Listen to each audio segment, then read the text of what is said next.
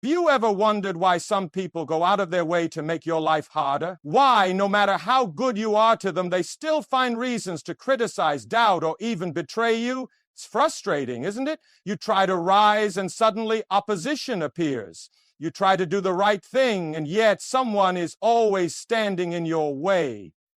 But what if I told you that these battles are not yours to fight? What if the very enemies trying to bring you down are in reality setting you up for something greater?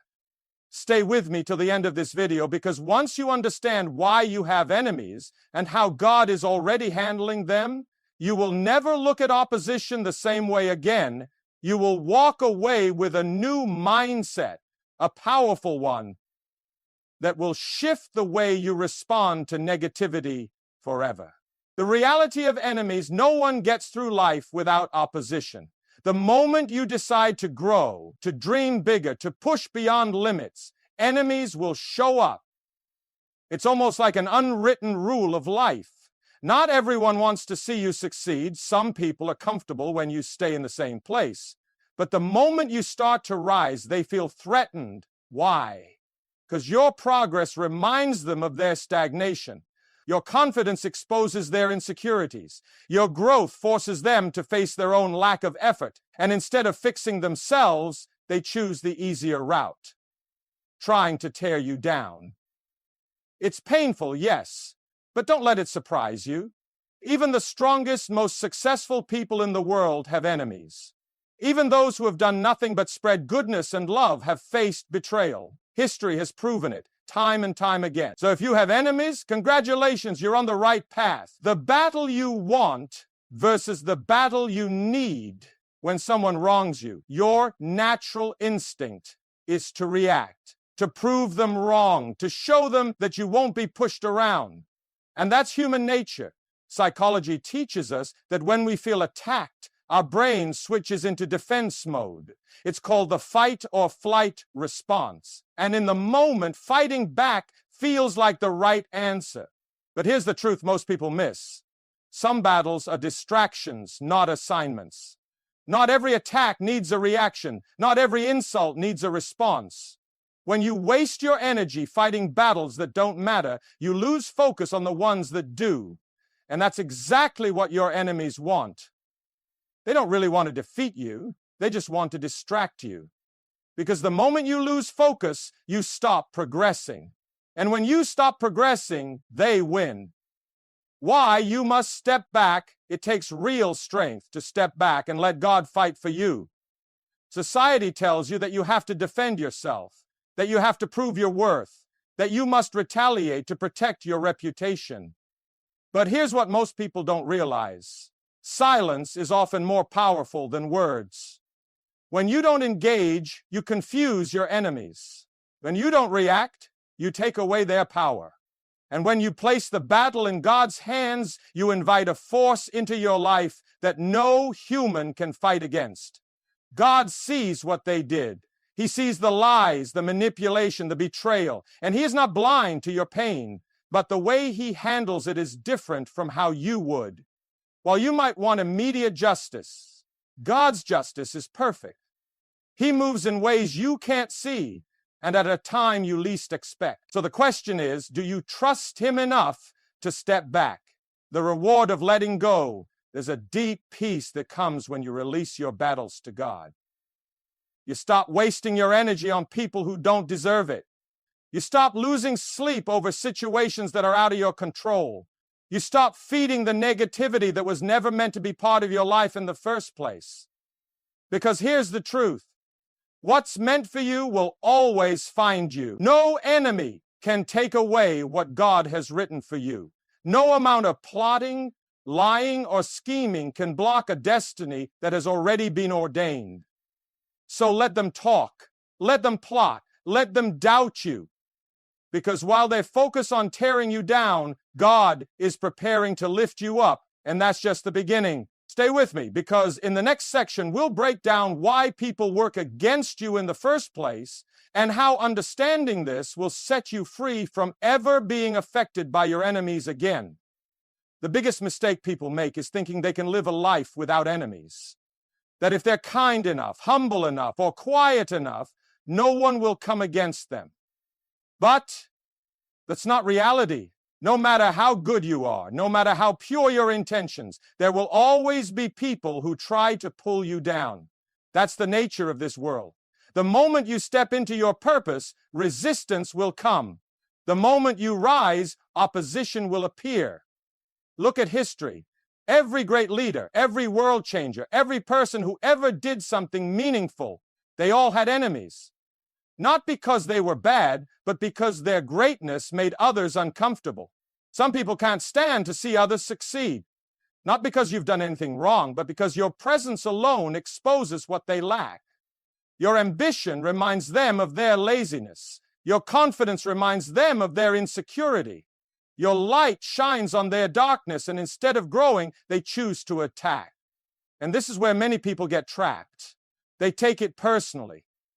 They wonder, why me? What did I do to deserve this? But the truth is, it's not about you. It's about them. Their jealousy, their fear, their unwillingness to change. Understanding this sets you free. Because when you realize that the attacks aren't truly about you, you stop letting them affect you. You stop seeking their approval. You stop explaining yourself to people who will never understand you. Not everyone will like you, and that's okay. Not everyone will support you, and that's okay. The ones who are meant to be in your life will stand by you, and the ones who aren't will try to bring you down. But here's the key. They don't have the power to stop you. They can talk, they can doubt, they can plot, but they can't touch what God has planned for you. So let them come, let them talk, let them doubt, because the presence of enemies is just proof that you are moving in the right direction. People don't hate without a reason. They don't betray, doubt, or undermine others for no purpose. There's always something deeper behind their actions, something rooted in their own fears, insecurities, and limitations. Jealousy is one of the biggest reasons people turn against you. When they see you growing, achieving, and becoming stronger, it reminds them of what they could have been. Instead of using your success as motivation, they let bitterness consume them. Instead of improving themselves, they choose the easier option, tearing you down. Some people fear being left behind. They see you evolving while they remain the same. And instead of rising with you, they try to pull you back to their level. It's not about you. It's about their own fear of being insignificant. Then there are those who doubt you because they doubt themselves. Their whole life, they've been told what's impossible. They've been conditioned to believe in limits. And when they see you breaking through those limits, it makes them uncomfortable. They can't understand it, so they try to convince you that you can't do it either. And finally, some people simply enjoy seeing others struggle, not because you've wronged them, but because misery loves company. They are at war with themselves, and instead of fixing their own lives, they focus on destroying someone else's. But here's the truth. Their opinion doesn't define your potential. Their doubt doesn't limit what you can achieve. Their jealousy doesn't block what God has in store for you. Let them talk. Let them project their fears onto you. It doesn't matter, because at the end of the day, they have no control over your destiny. Only God does. And when He has chosen you for something greater, no enemy, no critic, no hater can stand in the way. Not every battle is meant to be fought. Not every insult needs a response. The moment you understand this, you step into a new level of strength, the power of silence. When people attack you, your first instinct is to defend yourself, to explain, to prove them wrong.